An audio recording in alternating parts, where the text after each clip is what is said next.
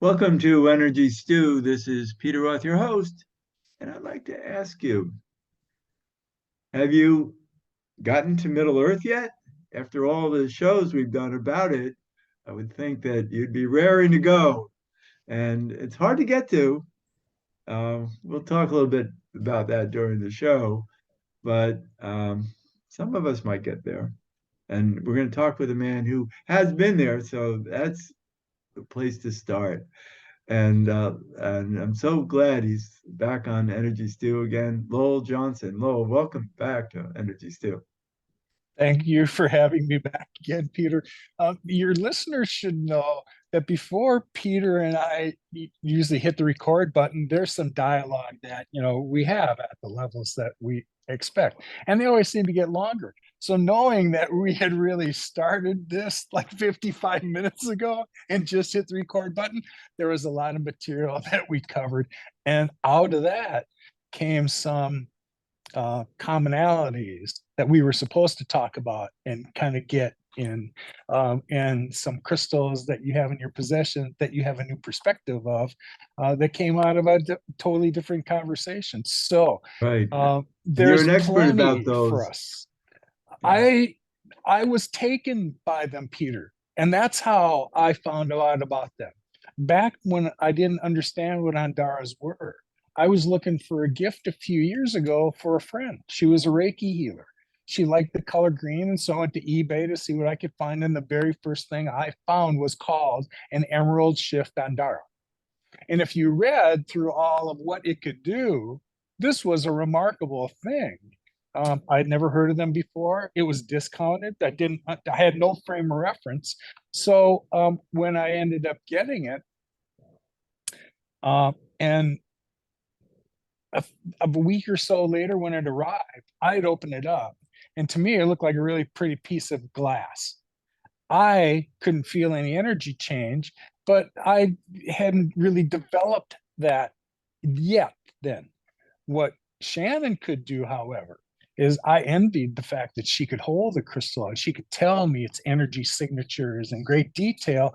And so I was anxious to give it to her. So a few days later, I handed it to her. She opened up the box and she held this, and it looked pretty, but like nothing.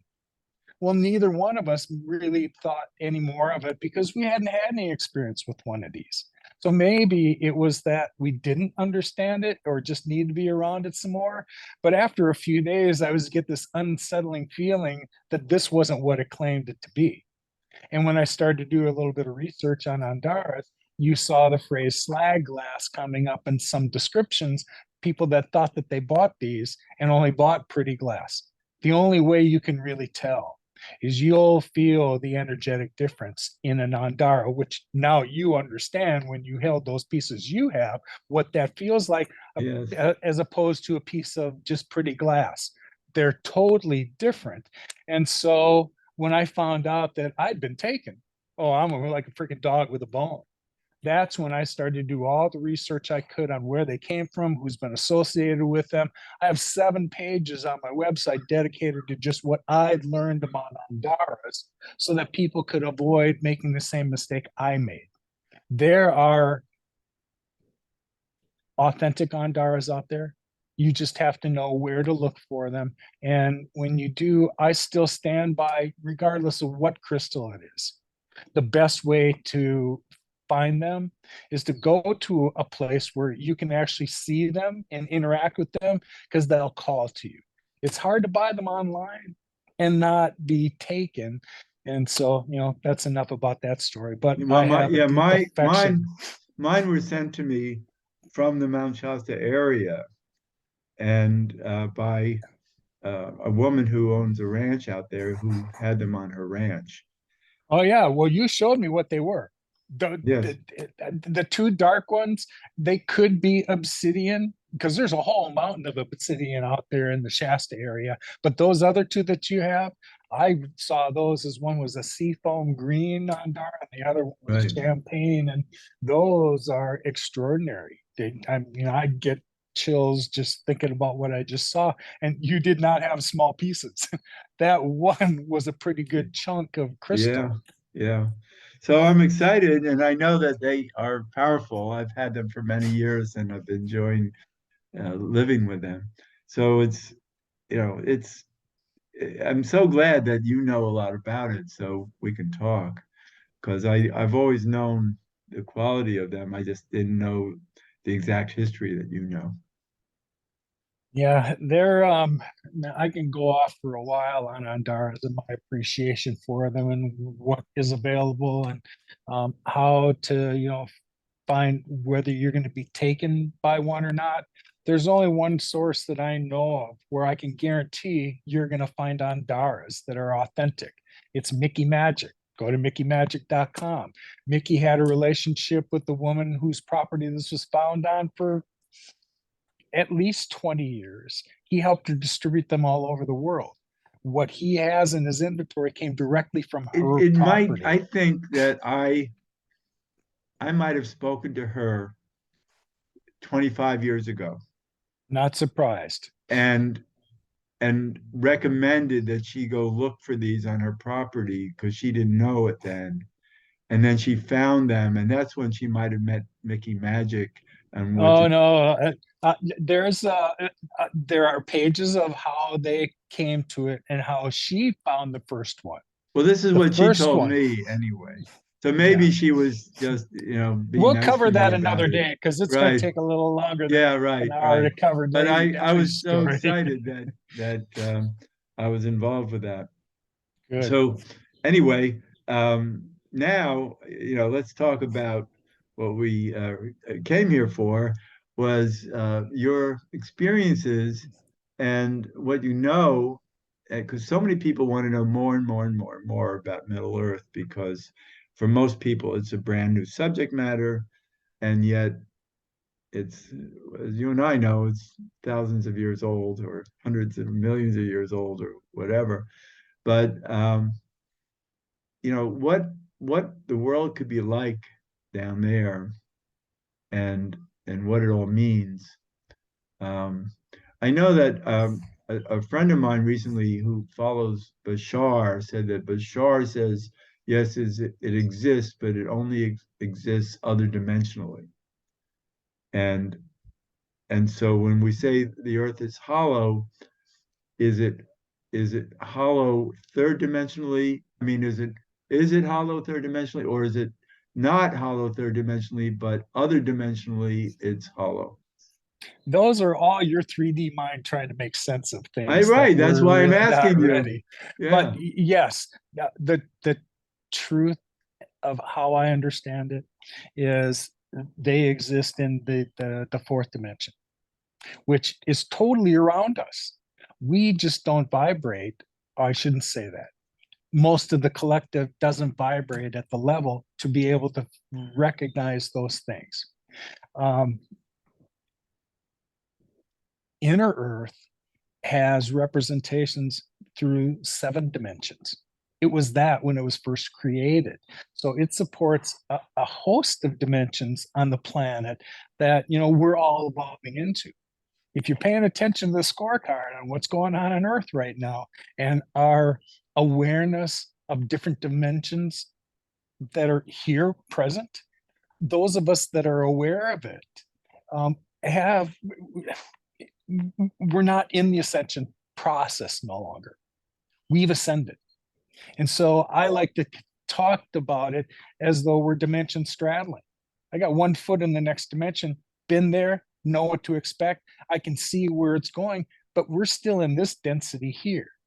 And over the last week, it's just become harder and harder to come back and deal with all the stuff that if you were to open yourself up to social media or, whatever the media is throwing out at us now, you can make yourself crazy just trying to live your 3D life around all the stuff that's barraging us. Well, if you tune all that out, people are having more dimensional experiences that they're beginning to be able to put into context. No one really understood what these things were before. I certainly wasn't trained about what these things were before, and I didn't start to experience them for myself until like 4 years ago.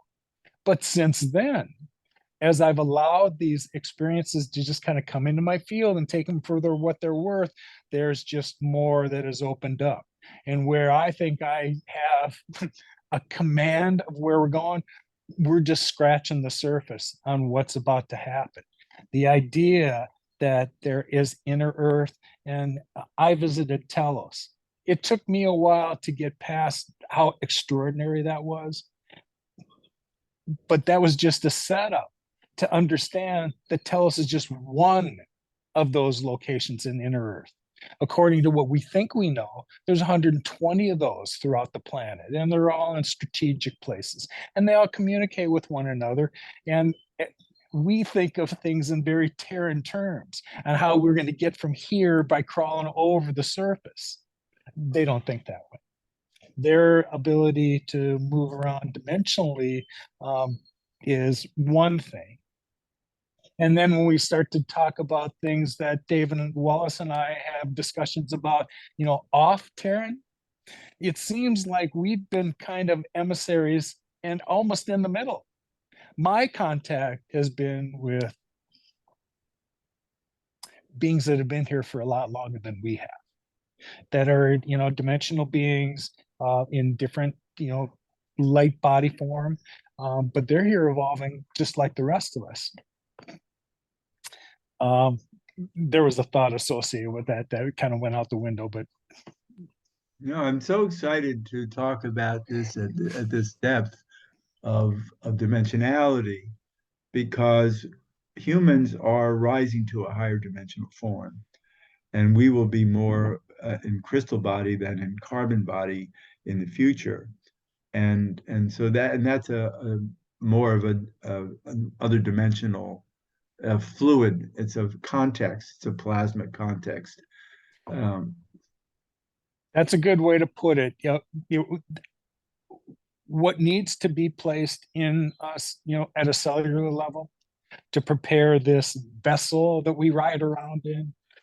I just need to kind of illustrate you are who your soul is. Your soul is riding in this particular biosuit right now, and it's not your first rodeo here. The thing about Earth and being here is that Earth herself is rising to a new level of consciousness. And that's why the hammer's been put down to try and get our attention metaphysically, because that part of it's been there forever. It's just been undernourished, shall we say, for a long time. And we've been, distracted by other things for, whatever the reason is. It's been But right starved. now, we're not anymore, though. There's Right. no secret to that. More people are being made aware of these conditions and that they see things from this higher perspective to get us ready for what's to come and take our focus off that. It's important that we understand that everything is vibratory. We need to think beyond the 5 physical senses that we have to connecting with the 6th sense, so that discussions we have about feeling things, that's where that sensation comes from. And once you get in touch with that, then reaching out to everything else that you're already connected to, you're already connected to it. The thing that I find amusing to go back over is that during, you look over all this time when clearly we had more knowledge of exotic contact, whether it was extraterrestrial, however you want to call that. All of the focus had been on stuff that's out there and our questions about it. Nobody really thought about those civilizations that have been here before this and withdrew into inner earth to just kind of keep themselves from the negativity going on in this lower dimension so that it wouldn't affect them. And when the day came that Earth would propel itself into that vibration that matched theirs as a default and no longer supported 3rd dimensional densities, that we would all be in a place to be able to vibrate at the same level. That's why you hear people talking about find your alignment. That's the one way that you can control your vibration so that you'll be in a position when Earth rises, yours will match hers. That's what all of this is about. And those of us that are kind of on the inside, um, it was suggested when the first pictures that were taken of me and these light beings that were in these photographs, that someone had said, maybe this is the beginning of the disclosure where they're not going to ridicule it anymore and they're not going to hide it so much because they can't do that anymore. And that's when I concluded, well, you can't stop people from having multidimensional experiences in the first place. How do you put a lid on that? You can't. So we always wondered whether people like me, people like you, people like Dave Loss that are real experiencers are beginning to kind of talk about it more than we would have before. And we had documentation and And pictures to demonstrate that these things are taking place. So you take it from there. Either I yeah, sound like a crazy guy, you'll never want to listen to me again, or yeah, there might be something to what Lowell's saying. right. And you heard that interview that Laura Eisenhower did of me and how crazy my life has been working with Yes. these kinds of energies. And it's amazing to, to now uh, put it all out there. I felt very bare after I was interviewed by her, but I was happy that I had laid bare my multidimensional experiences, and they keep happening. And you and I talked before this, the latest that kind of is very, very special that I had last week, and visit a visitation, and I'm I was talking at the beginning of the show about have people been to Middle Earth before, but you need to have very, very high frequency to get there, and obviously all that you do in your life and et cetera with the Andara and all that, other ways you you're somebody with a very high frequency, so you could you know that could assist you in getting to this other dimensional world that is below us, higher dimensional. And so they came last week to visit me, and all of a sudden I was lying in bed, knowing that I had a presence in my room of there were a few people who couldn't reveal themselves visually because of this density here, but they caused my bed to become a vibration platform. So all of a sudden, my bed was, bouncing or, and, vibrating my body in a way that beds don't do. And, and so I was able to, affirm with them that they were doing this and that they needed to activate things in me so that I could be more available to them to visit, etc. And it was crazy. And since then, my consciousness frequency that I can measure with charts and a pendulum have gone sky high. And I can't explain anything about it other than I do feel just since then much more blessed. It's like a sense of blessing that is deep, goes deep into the heart and uh, and the being. And so it's the only way I can say that I'm feeling this high frequency. I'm not levitating. Be nice. I'm happy to hear you refer to the vibratory nature of what you experience, because that is exactly how they're going to communicate with us when they're here. That's when that happens here, it's a physical thing. You heard them. I've heard them. They sound like vibration, and that's the way that they're going to communicate with us, because they're not going to speak languages. It's not how they communicate, and neither Right. will we when we get to the next level. Well, they can Yeah, that whole telepathically communicate exactly right. meaning. It's Telekinesis and yeah, but telepathy, that kind of those are all ways. communication is through meaning, not words. And then we Correct. translate it into words in our minds only because we have to label it all. Yes, that's the human part of us. We got to give a label to everything. And when we Right. do, well, then we live in this density.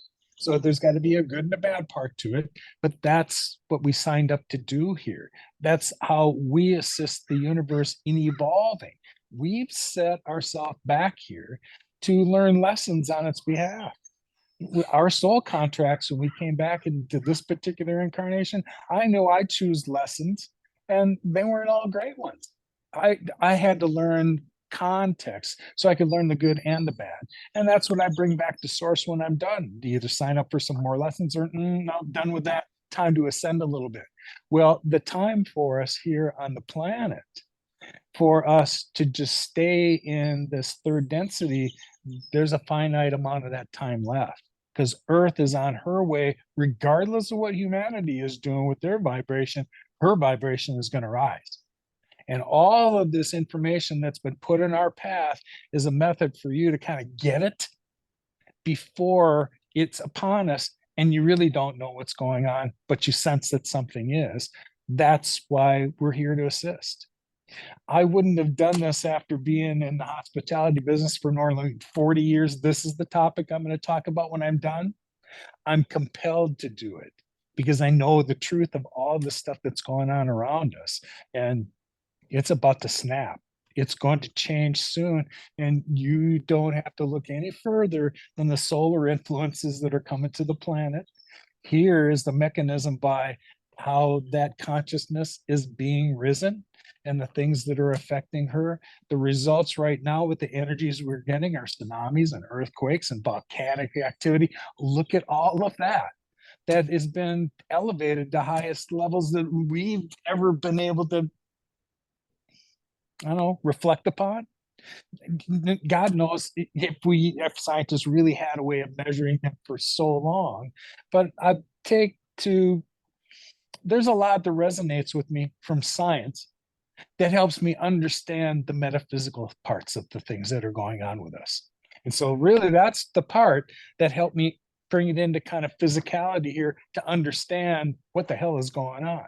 Right. That there is light energy that we fail to really recognize that's coming our way. And that's the parts that um, increasing every sentient life forms, their consciousness is rising and our bodies are physically changing at a cellular level so that when we get to this new stage of evolution, which by the way is not all that far away, that our form is no longer this carbon thing that we ride around in, wears out in 80 to 100 years. No, you're a light being, and God knows how long that'll last. You get to choose whatever that's going to be, and you get to change your form, but you'll last in that for hundreds or thousands of years, depending on what it is that you wish to do with your next incarnation. But Right. you're at a higher level, and the command of all the experiences you've had in all those other incarnations, we're here when we're reborn here. The memory banks are wiped clean It's and you have to interesting. start that process all over again. There's The a next difference. realm, we don't do that. Right. So we've been living in a very finite reality, finite mind, and we see things in very finite terms. But I was just thinking, what can we do to shift this a little more and just to know that our souls are infinite and our minds and our egos are finite. And so the more that we can relate just to be in our soul journey, just to surrender to our soul, our infinite soul, and not think in such finite ways of good and bad, of, the more polar dualities that we've been taught. And just that's why, I'm feeling so much more blessed now, um, that I've had, my frequencies have been rising, that it just feels like there's the troubling of life isn't the same. It's, it's like that's just a mirage. And we're supposed to think that way to work through karma or whatever in our third dimensional selves. But that time is coming to a close. And we have to rise above that by just being blessed, There's feeling some blessed. truth to this whole idea of karma. And really, in order for us to move into the next stage of our evolution, there had to be balance. And there hadn't been for a long time. It's fair to say that um, masculine energy has overwhelmed the feminine energy here on the planet for eons. Right. And that was unfortunate. If we really understood how, in the mechanics of divine influence, how that was really supposed to benefit us greatest before Atlantis fell and when Lemuria flourished, and those generations and civilizations back then, they understood In their earlier how days. connected, right, Yeah. what that vibration was and what they were connected to. And we understood that feminine connection to the divine is where we got our inspirations. Here is the next great idea, and then it was up to masculine to carry that out. When we had that balance, that's exactly how the world flourished until we decided we wanted to ignore, feminine, um, Yeah. Well, divine. it's been a tough journey since then. Yeah, now And yeah, I find it a little interesting to hear myself defending a feminine position, but we weren't going to move until there was balance in that place. right, And you were talking about some other aspects of moving up. All of that had to be in balance before we were going to move to the next level. right. And you can tell there's still the majority of people walking around here have no clue about what Peter and I are talking about right now. Well, we'll There's carry this on, curiosities that are rising, but and here we go. we'll carry this on further in a future show, so people can understand it better. And it's so great talking with you. Your People can go to lowelljohnson.info, which I'm telling that to people all the time. And I love to send people to your website. And I'm Perfect. so excited that we could have this talk. There aren't that many people that vibrate at this level yet, Peter. I mean, there are those that are waking up that we can have conversations with, and I characterize that as tribe that are showing up. But you and I have levels beyond this. You've Well, been thank around you. this a lot longer than I, and I'm anxious to hear your perspective and what's happened to you along the way, because I'm looking for benchmarks for me to kind of line up. Oh, yeah, I've had a similar experience. They're never going to be the same Very, because our very, journeys are different. of course. And yeah, we're all unique sparks of God. So Yes. thank you so much for being an Energy Stew again. Thank you, Peter. My pleasure, of course. And this is Peter Roth, your host of Energy Stew at prn.live. I can be reached at Peter at Heart River, HEART River.org. I'd love to hear from you. And thanks so much for listening.